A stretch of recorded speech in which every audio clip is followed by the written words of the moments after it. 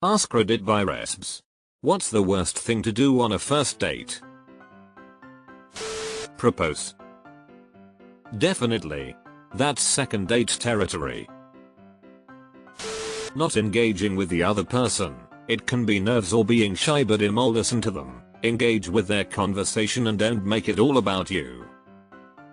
Once went on a date where the girl literally would not talk. Literally would mumble her answer anytime I asked a question, then would look around actively avoiding eye contact while fumbling with her hands. While on the date, feel free to casually check out dating apps on your phone. That happened to me once. Girl was checking out Tinder literally since the first second I picked her up.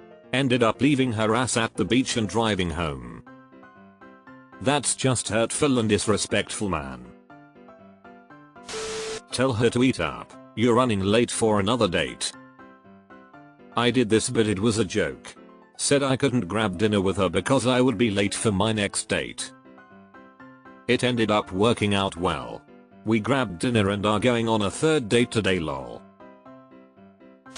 Forgot her name. Melva? Oh. Dolores. Get drunk and start acting stupid. I don't need to get drunk for that. Going for a movie on a first date is a surprisingly bad idea. It sounds like a safe option, but you end up sitting in silence for 2 hours, not getting to know each other. My worst first date was when we watched a movie and had zero conversation before or after. We left knowing as much about each other as we did when we first met. Take a seat at the table and go ahead to order some food without first checking if your date is waiting outside for you. Or be like that one guy that shows up to the date early and intentionally orders and eats before the date gets there so he can spend the time getting to know her while she awkwardly eats by herself. Friend told me a story of how some guy reached over the table to hold her stomach and just whispered whilst giving eye contact. My child will grow here.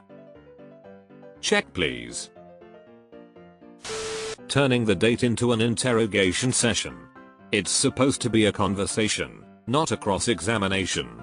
Bombarding someone with questions without sharing about yourself or allowing the conversation to flow naturally is a quick way to make the other person feel uncomfortable. I felt like I was applying for a job rather than on a date. Ordering for the other person without asking what they like is presumptuous and off-putting.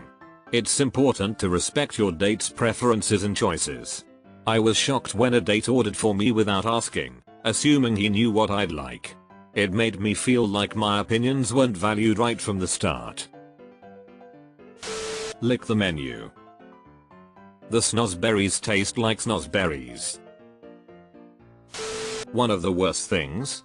Showing up late without communicating. It's disrespectful of the other person's time and starts the date off on the wrong foot. I once waited 45 minutes for a date to show up, and by the time they did, I was over it. Time is valuable, and making someone wait like that is a big red flag. Fart in your hand and smell it. I was gonna say a cup, then put the cup up to your chin, then pronounce the letter E over and over at varying pitches whilst not blinking for as long as possible.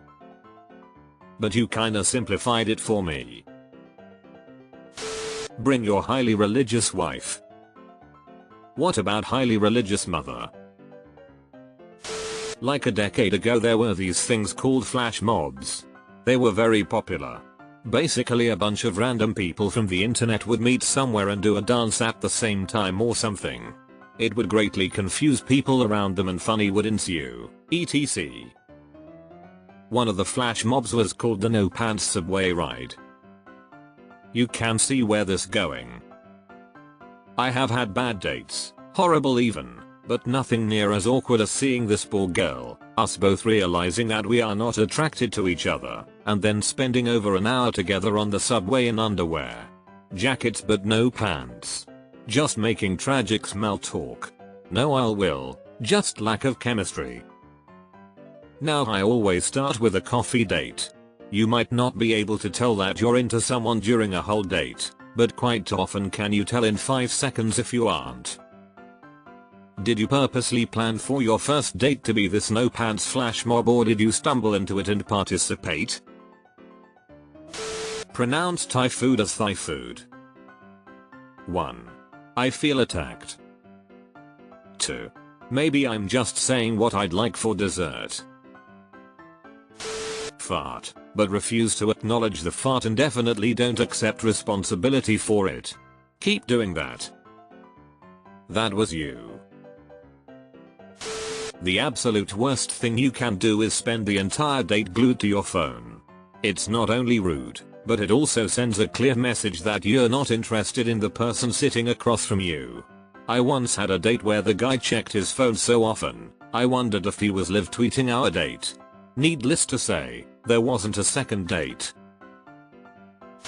Take her to a casino, as it would be both your first times, but when you both get to the casino, everyone there knows you on a first name basis, then gamble your whole month's pay, then beg her to do the same, and when she tries to leave the casino, sit on the floor sobbing like a toddler. Don't do that. Die. Dying is better than self-suicide with explosion. Order sometime very expensive, then say you are going to restroom but leave instead. I told a guy I hate seafood, so he took me to a seafood restaurant. SMH. Turn up in a wedding dress. I've never seen a turnip in a wedding dress. Ask, do you do anal? I overheard this at the next table at a steakhouse once. The couple was in their early 20s. Had the get to know you questions going back and forth. Near the end of the main course, the guy drops that one. After a moment of silence, the woman said "what no" pretty emphatically, then disappeared to the bathroom for 20 minutes. Yeah, I have a strap on is the correct response to this.